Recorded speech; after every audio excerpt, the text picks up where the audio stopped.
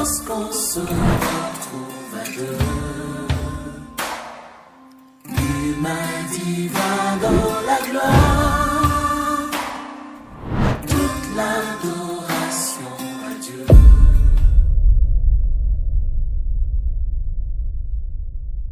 Shalom et bienvenue encore ce soir, et je ne sais pas l'heure avec laquelle vous suivez ces programmes Koinonia, intimité, romance avec le Saint-Esprit. Très ravi d'être là encore ensemble et de nous retrouver dans ces programmes où le Saint-Esprit est en train de nous faire du bien. De plus en plus, il est en train de se faire connaître à nous. Nous apprenons à le connaître, à être plus intime à lui, à découvrir quelque chose de spécial avec lui. Ce soir, avant de commencer, j'aimerais qu'on puisse parler au Saint-Esprit. Saint-Esprit, nous sommes là, moi et mes bien-aimés, nous nous attendons à toi, nous avons besoin de toi. Ne laisse pas le faire par habitude. Nous avons parcouru un chemin avec toi, merci. Ne laisse pas tomber dans le piège des habitudes et le faire parce qu'on a l'habitude de le faire. Saint-Esprit, nous nous disposons à toi. Conduis-nous comme tu es en train de le faire. Fais tomber encore les forteresses qui doivent tomber. Fixe encore les choses qui doivent être fixées en nous, afin que les buts du ciel soient atteints au travers de nous dans cette génération. Je sais que tu l'as fait. Nous sommes là la troisième semaine. La troisième semaine de Koinonia pendant 21 jours. Waouh, c'est passionnant. C'est pas pesant, c'est passionnant vraiment. Nous bénissons le Seigneur pour cela. Nous avons commencé depuis hier avec la pensée de mon partenaire supérieur. Il s'agit de nous, il s'agit de toi, il s'agit de moi, de comprendre que le Saint-Esprit, de faire du Saint-Esprit notre partenaire supérieur. La première semaine, il était question d'une intimité, de tomber amoureux du Saint-Esprit. La deuxième semaine, nous avons compris qu'il fallait faire allégeance à l'indispensable. Et la troisième semaine, nous sortons dehors. La vie avec le Saint-Esprit ne se vit pas que dans la chambre haute. Depuis la chambre haute, quand le Saint-Esprit est descendu, il les a amenés dehors. L'un des problèmes qui s'est posé avec nous, ce fardeau qu'il y a, c'est que dehors, après que nous ayons reçu le Saint-Esprit, après que nous ayons fait allégeance à lui, la plupart des cas, dehors, il se pose des problèmes, d'impact, des lumières, de celle de la terre que nous sommes.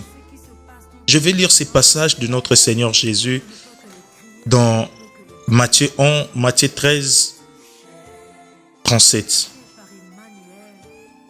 Matthieu 13, 37. Il répondit, celui qui sème la bonne sémence, c'est le Fils de l'homme. Les champs, c'est le monde. La bonne sémence, ce sont les fils du royaume. Les vrais, ce sont les fils du malin. L'ennemi qui l'a sémé, c'est le diable. La moisson, c'est la fin du monde. Les moissonneurs, ce sont les anges. Or, comme on arrache les vrais et qu'on jette au feu, il en sera de même à la fin du monde. Le Fils de l'homme enverra ses anges qui arracheront de son royaume tous les scandales et tous ceux qui commettent l'iniquité. Je peux me limiter là. Je parle de l'ivraie et du blé, comme on a l'habitude de l'attendre. Souvent, ce passage a été trop pris dans le contexte de l'Église, dans un cercle religieux. Or, le Seigneur Jésus, quand il a parlé de ça, il a parlé du monde. Du monde. Il a les fils de l'ordre, les fils du royaume et les fils du malin. Là, dans le monde, il y a les fils du royaume, il y a les fils. L'ivraie, le blé, ce n'est pas vraiment un contexte d'abord ecclésiastique. Ce n'est pas d'abord un contexte des quatre murs de l'église. Là, dans la vie réelle, dans notre vie réelle, il y a les fils du royaume, il y a les fils du malin. Mais le constat est que vous serez d'accord avec moi, ce sont plus les fils de malin qui ont plus d'ascendance sur les fils du royaume. C'est ce que nous avons dit hier. C'est que Ecclésiaste a observé. J'ai vu des esclaves sur les chevaux et les princes marchant sur terre comme des esclaves. le fils de royaume, là dans le monde, dans les différentes sphères de la vie réelle, il n'arrive pas à prendre de l'ascendant. L'une des choses que le Saint-Esprit veut faire au travers de ces programmes, le Saint-Esprit veut inverser la tendance. Après que nous ayons fait allégeance à lui, le Seigneur veut inverser la tendance, que les fils de royaume puissent reprendre de l'ascendance, que les fils de royaume, que les princes puissent reprendre la place qui leur est due dans le monde, dans le concert des nations, pas dans les quatre murs de l'église. Du reste, en parlant de l'église, Jésus, quand il a parlé de l'église, il n'a pas parlé, l'église n'est pas un terme religieux. Quand Jésus a parlé, je bâtirai mon église, il n'a pas parlé, il ne pensait pas à un terme religieux. Il ne pensait pas à un groupe de personnes qui se réuniraient dans un quatre murs de l'église et ils se formeraient des choses. Non, c'était une pensée qui existait déjà à l'époque, chez les Romains et chez les Grecs. C'était une pensée politique, étatique. César avait son église, les Grecs avaient leur église. César avait son église, un conseil qu'il réunissait, un sénat pour lui, avec un groupe de personnes qui réunissaient pour prendre des décisions sur le Rome, sur la gestion de Rome. Et chez les Grecs, il y avait des autochtones qui se réunissaient sur une colline ou à la porte de la ville et ils prenaient des décisions qui devraient gouverner la cité. Et on disait ecclésia. Jésus, quand il a parlé, je bâtirai mon église, il pensait et les disciples comprenaient ce que cela voulait dire. C'est pourquoi ils les suivaient même. Les premiers disciples ont suivi Jésus, ils suivaient Jésus parce qu'ils savaient que nous serons partis d'un conseil. D'un conseil, c'est nous qui allons diriger Israël plus tard. Ils suivaient Jésus avec cette motivation politique d'abord. Ce n'était pas avec une motivation religieuse. Ça a changé avec l'avènement du Saint-Esprit. Parce que quand Jésus leur parlait, je bâtirai mon église, ils savaient ce que cela signifiait. Le problème pour nous est qu'on a vidé l'église de sa substance. On pense église maintenant, c'est un terme religieux. Là où on s'est réunis pour prier, pour jeûner, après dans la société, il n'y a pas d'impact. Il est temps que cela change. Il est temps que les fils des royaumes reprennent leur place dans les sphères, dans le concert des nations, dans le monde. Pas d'abord dans l'église. L'ivraie, les blés, ce n'est pas d'abord une question de l'église où il y a les vrais, il y a les faux. Il y a les vrais. Jésus, quand il a parlé de l'ivraie, des blés, il a parlé de l'église. Il a parlé du monde. Il a dit les champs, c'est le monde. Nous sommes dans le monde. À l'université, dans les entreprises, dans le milieu étatique, au gouvernement. Pourquoi les chrétiens n'arrivent pas à impacter? Pourquoi nous subissons la vie? Plus de 90% de chrétiens vivent une vie chrétienne très moyenne. Nous vivons une vie qui contredit la Bible. Pourquoi? Parce que nous n'avons pas compris des termes essentiels à notre existence, tels que l'église, tel que le passage dont je nous ai lu ce soir. On l'a toujours pris dans un contexte religieux. Il s'agissait du vrai et du faux. Du coup, on regarde le vrai et le faux à l'église. Or, le Seigneur Jésus, quand il a parlé de l'église, il a parlé d'un concept étatique, politique. Il voulait bâtir un gouvernement. Jésus ne voulait pas bâtir un groupe de... Jésus, quand il parlait, je vais bâtir mon église, je vais bâtir mon gouvernement.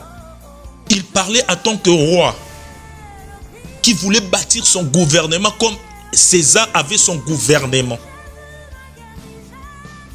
Je vais commencer par là pour que les écailles de nos yeux, les forteresses puissent tomber. Si nous comprenons les choses de cette manière, l'impact que nous sommes appelés à jouer sera très significatif. Vous êtes les membres d'un gouvernement. Vous n'êtes pas les membres d'un club. Vous êtes les membres d'un gouvernement. Quand vous avez dit oui à Jésus-Christ, vous avez dit oui à un royaume, pas à une religion. Vous n'avez pas adhéré à un ensemble, à un bâtiment, à une communauté. Vous appartenez à un royaume. Vous faites partie d'un conseil de Dieu. Comme cela est écrit dans Psaume 82, Dieu se tient dans l'assemblée des dieux. Vous faites partie d'un conseil des dieux. Il a dit, j'avais dit, vous êtes des dieux. Vous êtes tous les fils du royaume. Cependant, vous mourrez comme les hommes. Vous tombez comme des princes quelconques. Vous êtes des dieux. Vous avez été mis à part pour gouverner ces mondes.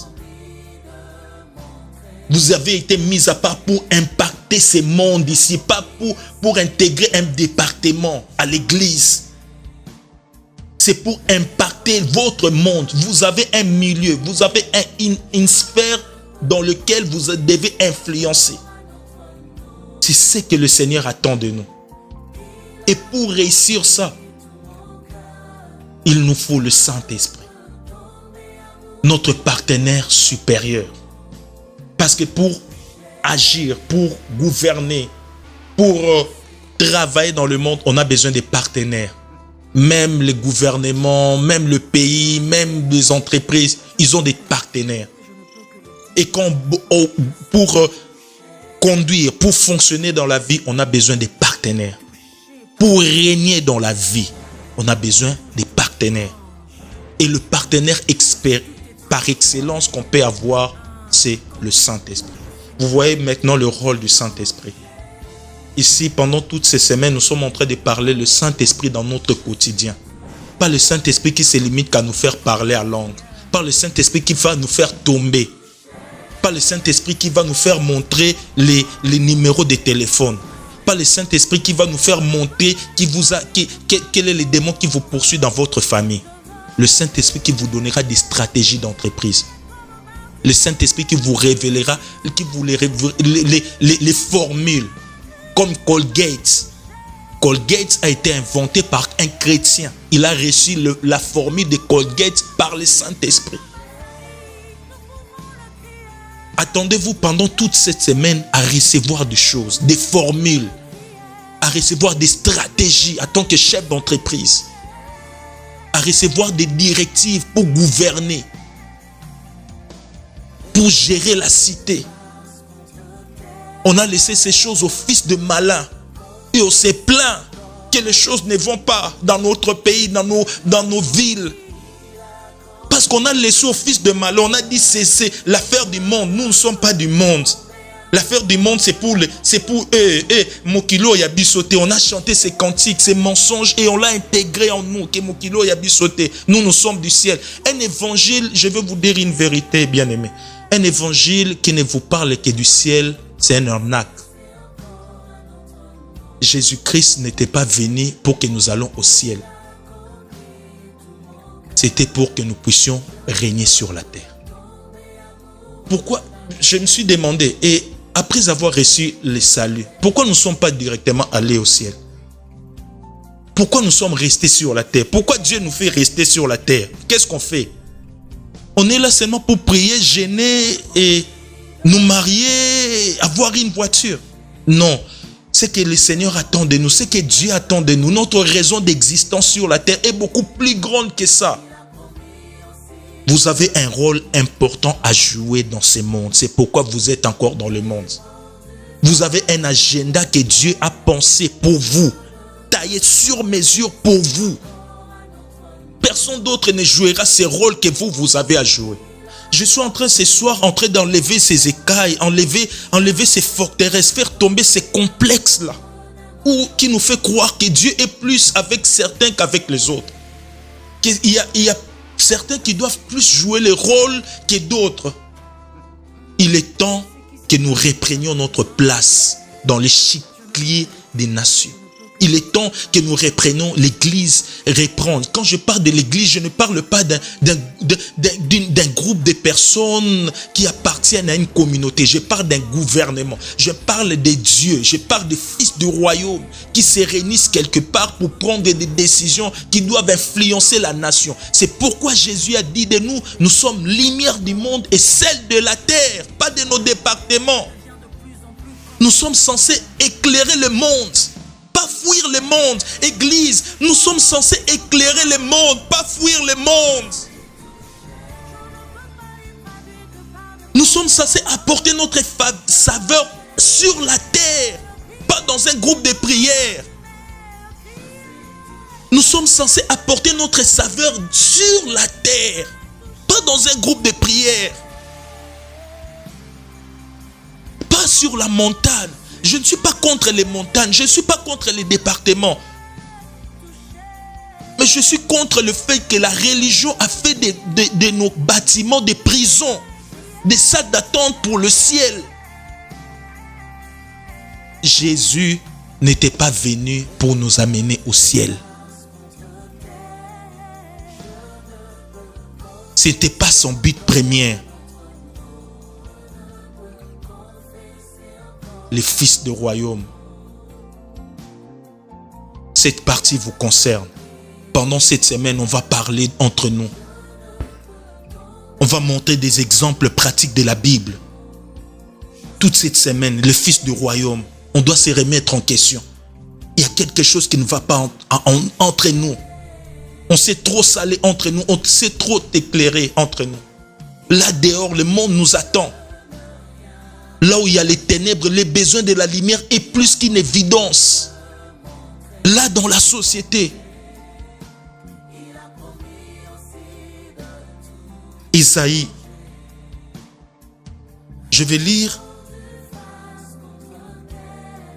Jean. Écoutez, Jean 7, 37. C'est le Seigneur Jésus qui parle. Les derniers jours de la fête, les jours les plus solennels, Jésus s'étend devant la foule et lançant en pleine voix: si quelqu'un a soif, qu'il vienne à moi et qu'il boive. Comme le dit l'Écriture, des fleuves d'eau vive jailliront de l'être intérieur de celui qui place sa confiance en moi. Écoutez bien.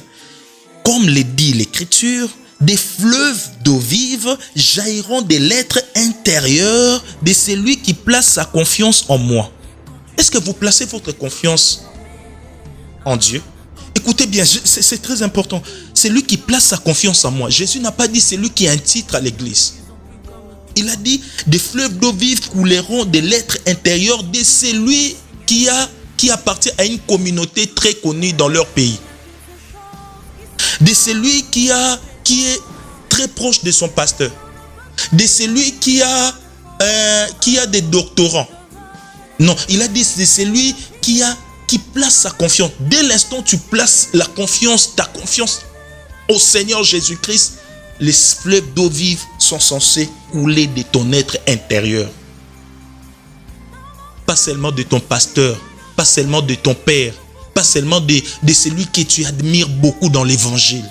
Tu as aussi des fleuves d'eau vive qui doivent couler de ton sein. En disant cela, verset 39, il faisait allusion à l'esprit que devait recevoir plus tard ceux qui croiraient en lui. En effet, en ces temps-là, l'esprit n'avait pas encore été donné parce que Jésus n'était pas encore entré dans sa gloire. Jésus faisait allusion au Saint-Esprit. Vous avez reçu le Saint-Esprit. Qu'est-ce que le Saint-Esprit sert à quoi dans votre vie? La pensée maîtresse du Seigneur est là. Des fleuves d'eau vive doivent couler en vous. Vous avez fait allégeance au Seigneur. Vous dites, je place ma confiance au Seigneur. Regardez ce que le Seigneur attend de nous. Nous qui plaçons notre confiance en lui. Peu importe l'église dans laquelle vous appartenez. Peu importe votre communauté. Peu importe les titres, que vous ayez un titre ou pas à l'église. Ici, je ne parle pas des titres ou d'avoir un titre ou pas à l'église. Je parle de placer notre confiance. Dès l'instant où vous avez placé votre confiance au Seigneur, même si c'est aujourd'hui seulement. Même si c'est seulement aujourd'hui que vous avez placé votre confiance au Seigneur, ce n'était pas pour qu'il résolve vos problèmes d'abord. C'est pour que des fleuves d'eau vive puissent couler de votre sang. Et ces fleuves d'eau vive doivent désaltérer des autres dehors. Quand un fleuve jaillit, c'est pour désaltérer. C'est pour désaltérer. Ce monde les gens qui ont soif. Il y a des gens qui se meurent autour de vous. Il y a des fleuves d'eau vive qui doivent couler de vous et désaltérer votre famille, désaltérer votre entreprise, Du coup, si vous comprenez la pensée du Seigneur, il dit, c'est lui qui placera sa confiance en moi, je ferai de lui une solution pour son entourage. Parce qu'une solution qui sortira de lui. Le Seigneur n'attend pas que tu obtiennes un titre. Le Seigneur n'attend pas que tu sois plus connu. Dès l'instant où tu as commencé à placer sa confiance en lui, tu as reçu le Saint-Esprit, tu es tombé amoureux du Saint-Esprit, tu as fait allégeance au Saint-Esprit, il est devenu ton partenaire supérieur. C'est pour que des fleuves d'eau vive coulent de ton sang. On en parlera. C'est quoi ces fleuves d'eau vive? Mais ce soir, on va se limiter là. Il était très essentiel de comprendre ça. ASD Alain sera là demain. On va continuer dans cette lacée de partenaires supérieurs. On va parler du Saint-Esprit dans la vie pratique, dans le monde. On est dans le monde avec le Saint-Esprit. Saint-Esprit, tu nous sers. Saint-Esprit, tu me sers à quoi? Je suis chef d'entreprise. Je suis père des familles. Je suis mère. Je suis au gouvernement.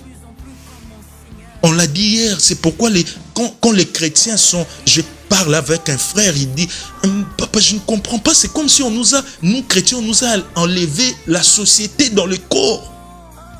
On prie, on jeûne, mais quand on arrive dans la société, on ne sait pas donner, on ne sait pas exceller. C'est comme si le mot excellence est attaché au diable. C'est comme si exceller dans la vie, c'est attribué au diable. Faire les choses avec excellence, avec dextérité, avec beau, ce qui est beau, c'est le diable. Alors le Saint-Esprit sert à quoi? On en parlera ici. Toute cette semaine, on citera les noms des personnes qui ont été loin du Saint-Esprit et qu'est-ce qu'ils ont fait dans leur vie. Pas dans l'église, dans leur vie pratique. Restez connectés. Ensemble, nous allons vivre notre foi autrement. Demeurez bien.